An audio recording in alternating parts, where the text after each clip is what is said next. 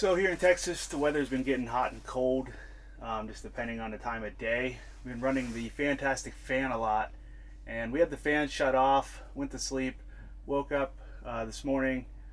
I had shut the lid during the middle of the night, I guess at like 2 or 3 in the morning, didn't think anything of it.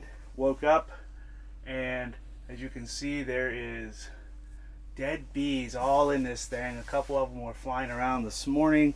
Wasn't 100% sure how I was going to get these things out of here.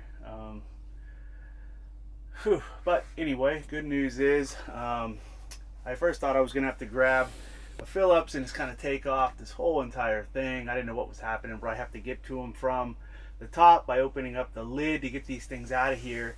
And right as I grabbed my screwdriver and was going to start doing that, I happened to catch this little lip right here, and I am quite confident that this is going to make this job 1,000 times easier.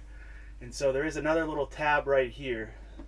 So I'm going to kind of pull down on this and also kind of pull towards me at the same time.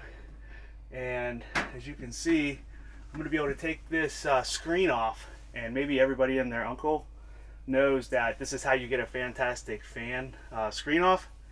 I did not, and so I'm pleasantly surprised to see that I can go ahead and take this screen down here and